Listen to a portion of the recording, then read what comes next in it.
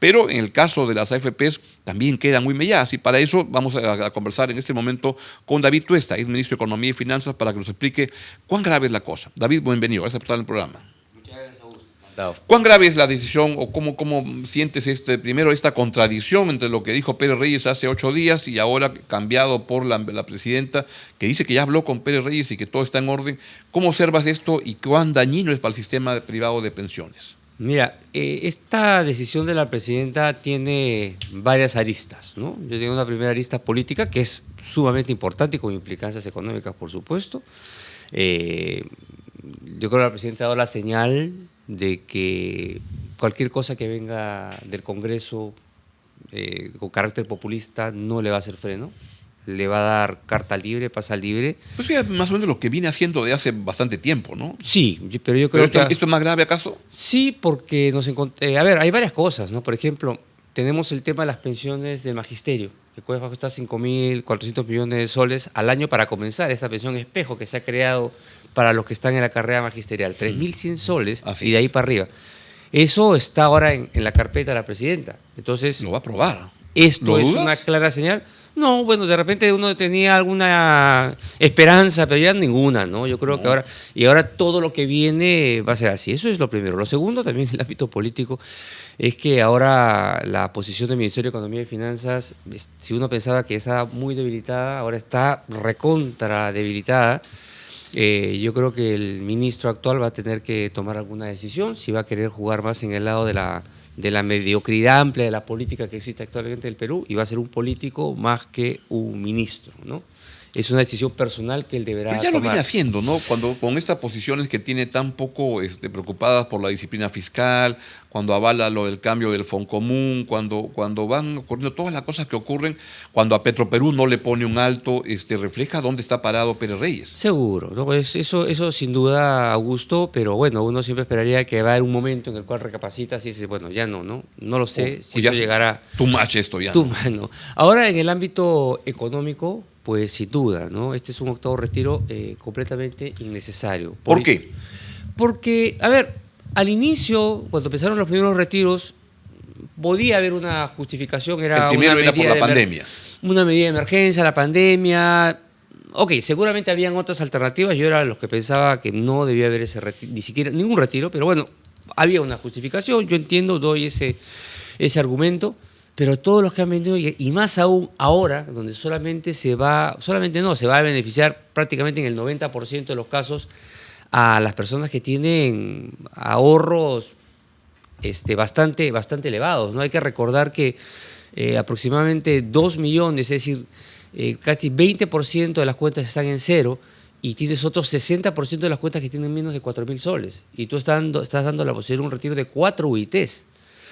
Entonces, que son unos 20.000 soles, algo así. Aproximadamente, efectivamente, más de 20.000 soles. Entonces, no, porque no tiene sentido, ¿no? Digamos, ¿por qué no tiene sentido? Porque se está argumentando... Si ya han habido 7 retiros, ¿por qué el octavo ya no tiene sentido? Ese es un buen punto, ¿no? Estamos con la inercia ya de haberse incorporado dentro de la normalidad, acceder al retiro siempre, ¿no? Entonces, esa es una disputa entre la liquidez, ¿no? Para algunos en su momento necesaria, yo te digo, claro, no es necesaria en términos de necesidad económica, pero sí algo de repente como que la población decía, oye, ¿sabes qué?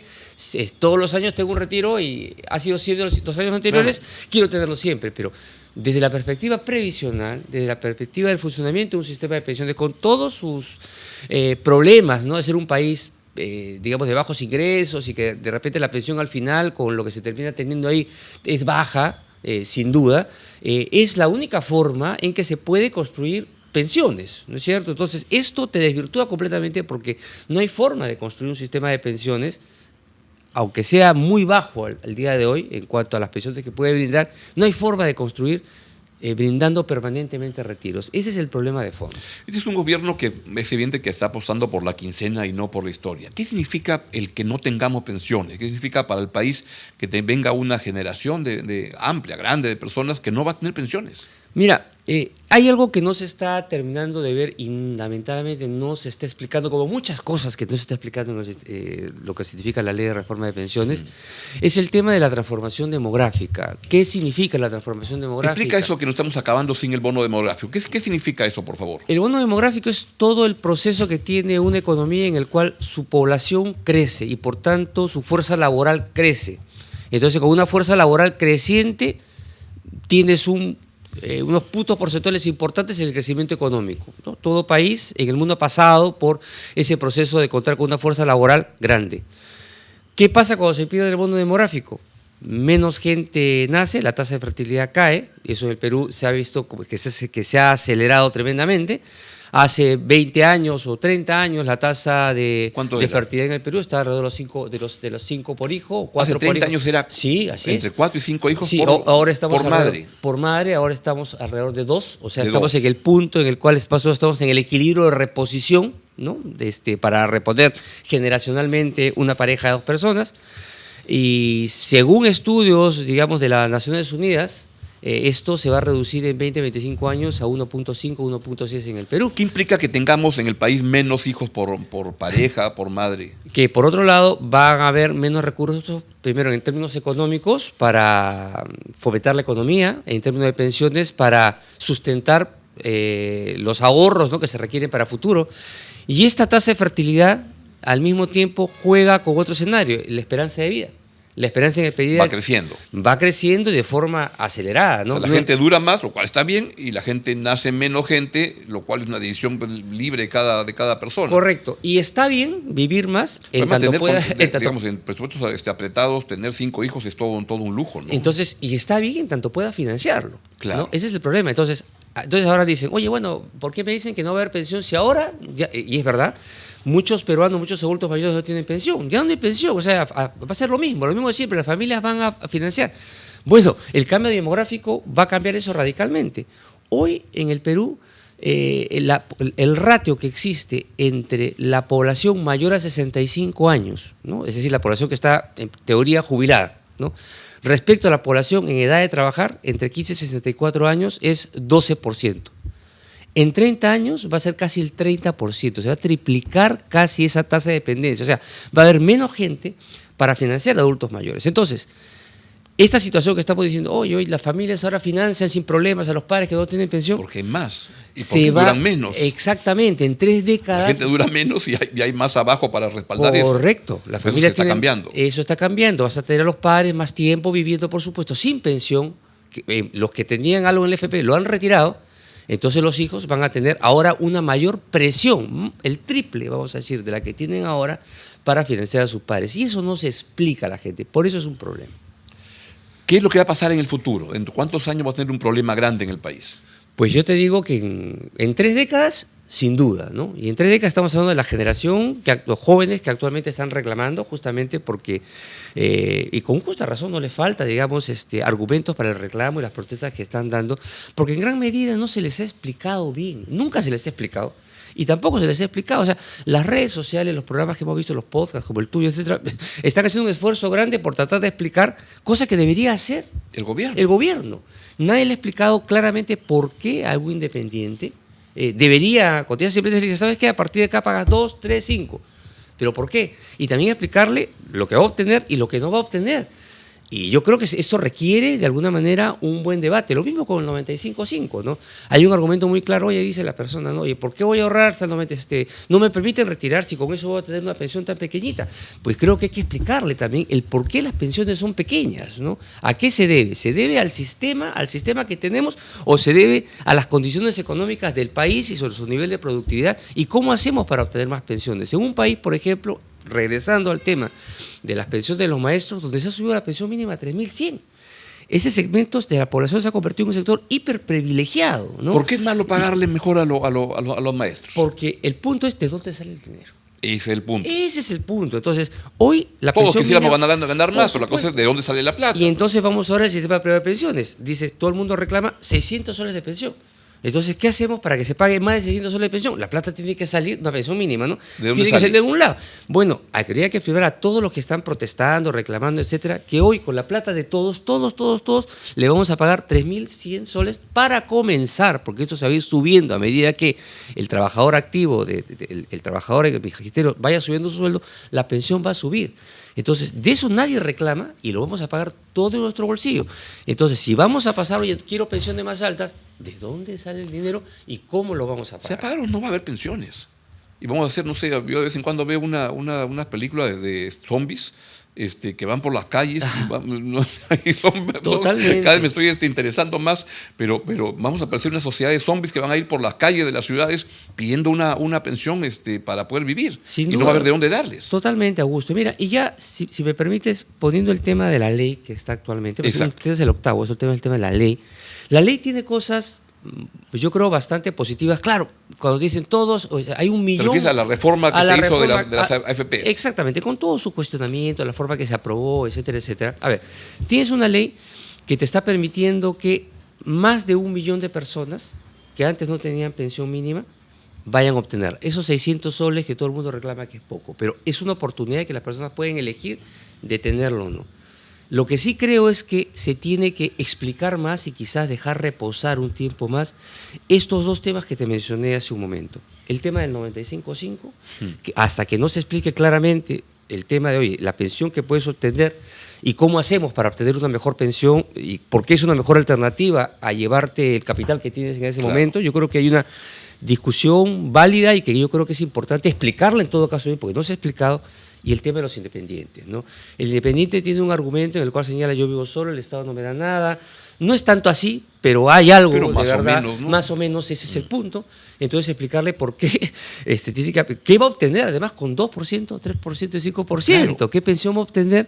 Bueno, el subsidio que se le va a dar, por supuesto, y si eso le parece suficiente o no, pero hay que explicarlo. ¿Por qué hay que explicarlo? Porque estamos hablando de un 70% de la PEA, que no se le puede simplemente decir ya, apúntate y paga. Yo creo que es importante explicar eso y por tanto yo creo que es reposar esa parte y rescatar los otros elementos positivos que tiene la actual ley, que no se pierda esa oportunidad de que más gente tenga una pensión mínima, aunque sea poco, porque la pensión mínima al final depende de la productividad del país, depende de cuántos salarios generes en tu etapa Sin activa duda. y cuánto puedas generar. Y que se entienda que si se quiere más pensión, pues se requiere algún tipo de consenso y que todos los peruanos pues, paguemos a través de los impuestos para esa mayor pensión que se quiere, porque ¿de dónde sale el dinero?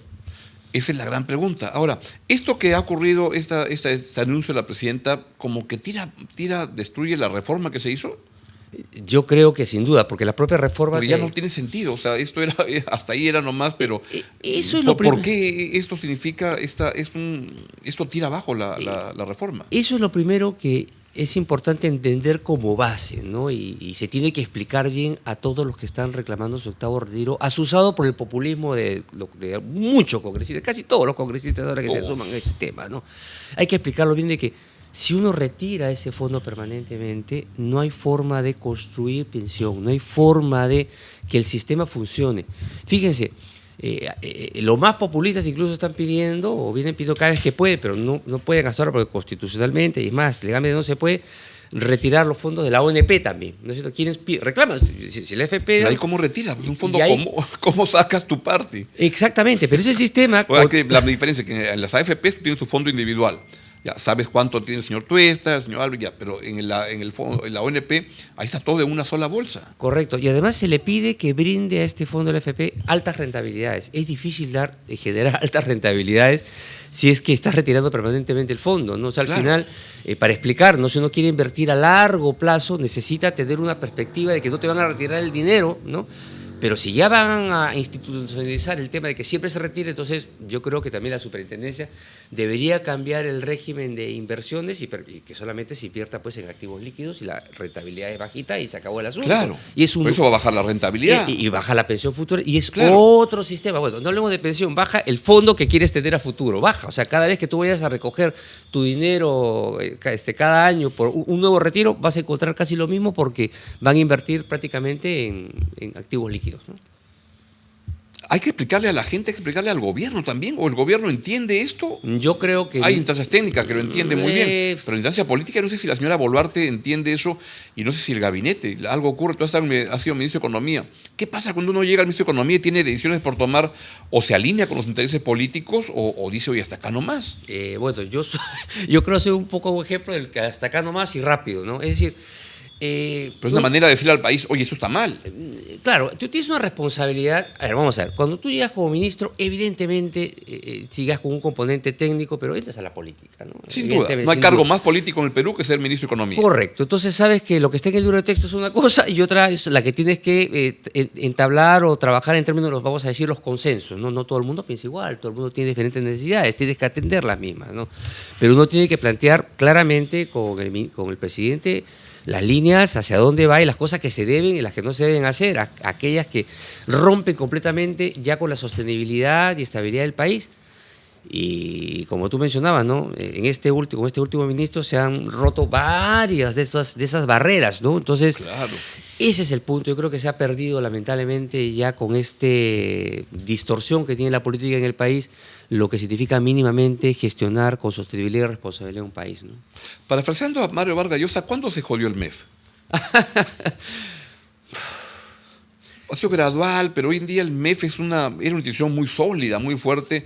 Hoy en día tenemos que es una mantequilla que se adapta a todo y que se pone de felpudo de la presidencia de la República. Mira, yo te diría que esto ha venido, no hay una fecha exacta, te diría, pero ha venido justamente con el deterioro acelerado de nuestra política, ¿no? Yo creo que la llegada del caso Odebrecht, más toda esa turbulencia que se ha generado alrededor, los cambios presidenciales permanentes, ¿no? y la rotación de ministros, ha venido jalando poco a poco al MEF, ¿no? Entonces yo te diría que sí, su inicio ha sido con este deterioro acelerado desde la salida de Kuczynski, que el sí, tema de ministros... Esto que se poner al MEF una fecha, ahora pensando que te lo pregunto, es la censura a Alfredo Torne. Sí. Como que el Congreso tenía un cuidado enorme de no meter la mano en lo que era el manejo de la economía, y en ese caso fueron por razones políticas, una celada entre el Contralor, el gobierno, etcétera, y armaron eso, y ahí como ya ha sido más difícil ir recuperando el espacio de respeto al MEF, ¿no? Sí, sin duda. Yo creo que si tuvieras que poner un hito, que coincidía que con lo que te decía desde el periodo de Kuczynski, justamente con el buen Alfredo, tuvo que enfrentar pues estos primeros embates, ¿no? De esta mala política de Chaveta, ¿no? ¿Cuán grave es lo que está pasando para un clima de inversiones, para oportunidades, para la generación de empleo en el país? Mira, pierdes completamente credibilidad, ¿no? Y de manera anecdótica, ¿no? Todos los que asistieron al roadshow que hizo el Perú hace poco comentan que el ministro les dijo a todos los inversionistas... Y estuvo Pérez Reyes ahí, ¿no? Sí, y el ministro les aseguró en su cara a todos los inversionistas que no iba a haber octavo retiro, que la reforma se lo dijo también en la ronda que hubo en Madrid y en otros lugares. Sí, eso lo comentan, yo no estuve ahí, pero lo comentan todos los que estuvieron allá. Entonces, esa es una muestra, ¿no? Clara de que tu palabra no vale ni 3 días, ¿no? En 3 días cambia completamente lo que tú le asegurabas cara a cara al inversionista, ¿no? ¿Por qué a pesar de eso la inversión privada se sigue manteniendo con una resiliencia bien importante? Yo creo que es un tema, hay un tema que es un factor fundamental hoy en día para la recuperación económica y la perspectiva futura del país.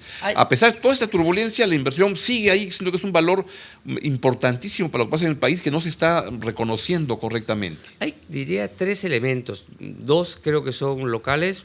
Uno tiene que ver con la presidenta, que es la estabilidad de nuestra moneda. El importante rol que tiene el Banco Central de Reserva, ¿no? Y ahí, David, hago una paréntesis, no hay demasiada estabilidad, ya está bajando demasiado. Estaba bien la estabilidad, pero cuando el dólar estaba a 3.70, pero ahora ya está en los 3.40 y se incursiona por ahí. ¿Qué va a pasar por el dólar? Es lo que le interesa también a la gente saber. Bueno, las presiones a tener un dólar barato yo creo que están sobre la mesa, sobre todo por la debilidad del dólar norteamericano. Pero a ver, el Banco Central de Reserva va a ir actuando en consecuencia, ¿no? De hecho, ha bajado su tasa de interés. Justamente la bajada de interés responde a que la FED también la ha bajado. Claro. Entonces, la FED es el Banco Central de Estados Unidos. Exacto, de alguna manera para igualar los incentivos que tienen los inversionistas internacionales de dónde pongo el dinero, ¿no? Entonces, si ven que acá en el Perú, con la estabilidad que tenemos, que es buena a pesar de que nos quejamos. No, sin duda. Entonces se puede invertir en Perú, ¿no? Porque la tasa de interés está más alta que Estados Unidos, pero entonces la bajas un poco, entonces paras un poco y frenas. Entonces el Banco Central tiene ese espacio todavía para de alguna manera manejar y evitar, digamos, que exista esa caída tan fuerte que, ok, está muy bien que nuestra moneda sea fuerte, pero tiene una serie de implicancias, ¿no? El país de alguna manera tiene todavía un porcentaje de movimiento en dólares, las exportaciones se ven afectadas, entonces, en principio, se proyecta que no debería bajar más de 3.45, más de lo que estamos viendo ahora, ¿no? O sea, hacia final de año seguramente hay una presión a la baja porque la gente... Pero que es un hito en lo que se refiere, que ya el país estaba acostumbrado a 3.70, 3.60 y tanto por arriba, y ahora está en otra meseta, ¿no? Correcto. Hemos entrado a otra etapa y así va a ser por un buen tiempo. Así es, ¿no? Pero yo creo que podemos resistir, responder tranquilamente, y además con la seguridad de nuestro Banco Central que va a ayudar a ese punto. Entonces, eso ayuda. Entonces tú me preguntabas por qué los inversionistas siguen viniendo. Uno es una moneda estable, ¿no? Hay predictibilidad de precios, ¿no? En gran medida. El otro componente es que hemos tenido un crecimiento desde hace 30 años y que de alguna manera genera una clase media que inercialmente está creciendo. Y tú lo ves en la calle, construcciones aquí, construcciones allá. Y si hay construcciones es porque la gente quiere comprar, quiere una casa. Duda. Hay un tema que se está realizando gracias a ese crecimiento que se ha venido teniendo y con 3% todavía sigues generando, impulsando la inercia, ¿no? Eso sin duda, ¿no? Pero otro tema que también es interesante y es el componente comparativo local, es que Perú en la región no pinta mal. Claro, comparado con el barrio. Porque el resto lo está haciendo mal, ¿no? Entonces cuando los que tienen capitales pues dicen dónde tengo que diversificar mi riesgo, dónde invierto, dónde voy, etcétera, pues Perú todavía... Ahora, el problema es ahí, pues puede ser es muy cierto lo que dices, ¿no? Pero tiene un problema que es como compararnos en la Copa Libertadores o en la Copa Sudamericana y no ver que el fútbol está mejor en la Champions League, ¿no? Y no mirar esos espacios. Totalmente. Y lo otro que con crecer 3% se puede seguir teniendo una actividad económica importante, pero con 3% no reducimos pobreza como se debería y el país se debilita en su perspectiva a largo plazo. Ahí entramos otra dimensión, ¿no? Es una condición endeble, ¿no? Es las dificultades, la vulnerabilidad, no solo de pobreza, ¿no? La vulnerabilidad de una población mayor caiga también en pobreza. Claro que sí. Es grande. Y claro, no olvidemos, ¿no? Que el Perú antes de la pandemia tenía una tasa de pobreza de 20% y los últimos datos era que estamos en 27%. O sea, no hemos regresado a los niveles de pobreza. Y que si crecemos al 3%, pues vamos a llegar, ¿cuánto? 10 años con más. Mucha suerte. Y si crecemos menos, al 1% en el 2040. Ese es el riesgo, porque estamos de alguna manera empujando todo lo que se puede. Los retiros, por ejemplo, va a ser una inyección de demanda a la economía. Entonces vamos a vivir en la ilusión, oye, que estamos creciendo muy bien. Pero eso se va a acabar. Pero antes la gente retiraba su fondo de las AFPs y le servía para comprar televisores para ver el Mundial. Ya que el Mundial vamos a ver, si ni siquiera el Mundial vamos. Efectivamente. Es todo un problema este tema. El problema va mucho más allá de las pensiones, como bien señalas. David, te quiero agradecer mucho que hayas estado en el programa para explicarnos cuán dañino es esta acción, esta declaración de ayer de la presidenta Dina Boluarte, que la verdad que es muy grave. Estos meses que faltan para su gobierno pueden ser fatales, ¿no? En el manejo económico. Sin duda, ¿no? Porque ya la apuesta o el objetivo está claramente a su supervivencia y acá a toda costa. Está dispuesto a regalar todo. ¿No? Claro. Es lo que ha quedado claro. Y a ceder todo para durar. Y cada vez que veo cada cosa que declara la presidenta, realmente, pero me confirma ese chiste que dicen, esa sentencia que dicen, peor que un tonto es un tonto con iniciativa. Y esta persona lo tiene y está haciendo mucho daño al país. Efectivamente. Ha sido el exministro de Economía, David Tuesta, explicándonos por qué es una muy mala decisión ir a este octavo retiro de los fondos de AFPs.